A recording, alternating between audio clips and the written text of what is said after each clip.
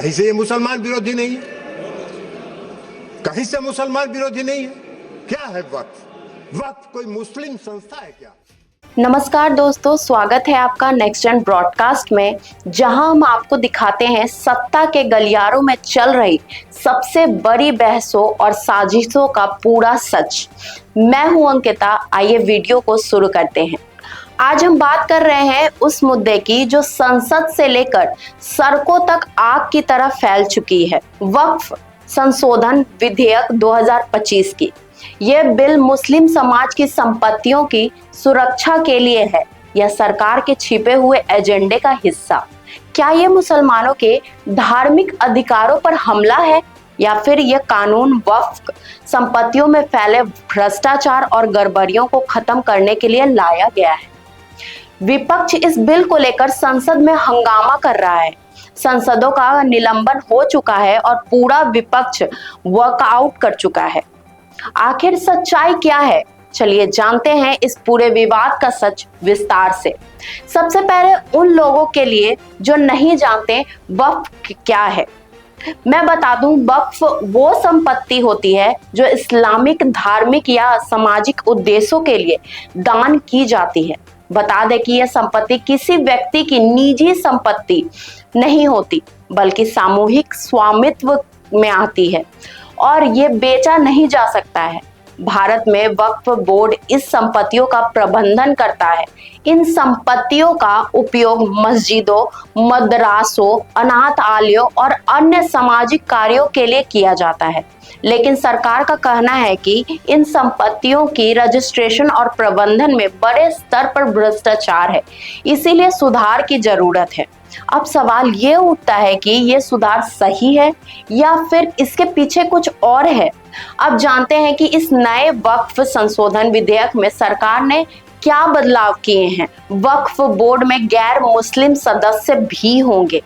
जी हाँ, पहले सिर्फ मुस्लिम सदस्य ही वक्फ बोर्ड में होते थे, लेकिन अब सरकार ने गैर मुस्लिम सदस्यों के लिए भी यह जगह रखी है। विपक्ष का आरोप है कि यह मुस्लिम धार्मिक संस्थाओं पर सरकारी दखल अंदाजी है। डिस्ट्रिक्ट मजिस्ट्रेट डीएम को ज्यादा पावर मिला है। पहले वक्फ संपत्ति का सर्वे वक्फ कमिश्नर करता था, लेकिन अब यह पावर सीधा जिला मजिस्ट्रेट के पास होगी। विपक्ष कह रहा है कि डीएम का वक्फ संपत्तियों में क्या काम? क्या सरकार डीएम के जरिए मुसलमान संपत्तियों पर कब्जा करना चाहती है? वक्फ संपत्तियों का केंद्रीयकृत डिजिटल पोर्टल है। सरकार एक डिजिटल वक्फ पोर्टल बनाएगी जिसमें देश भर की सभी वक्फ संपत्तियां का डेटा होगा। क्या यह पारदर्शी के लिए है या सरकार वक्फ संपत्तियों पर नियंत्रण चाहती है? वक्फ संपत्ति दान करने के नियम सख्त किए गए हैं।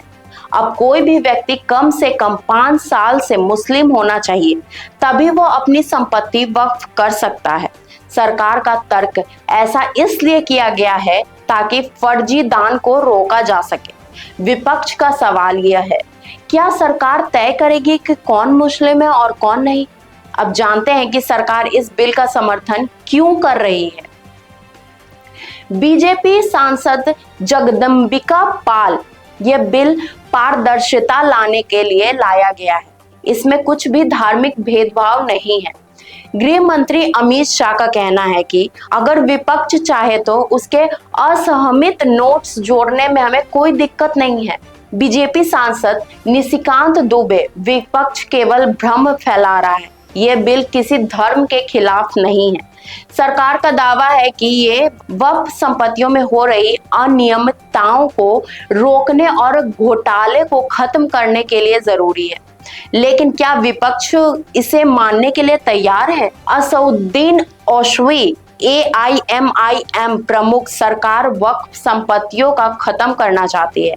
यह मुस्लिम समाज की पहचान पर हमला है।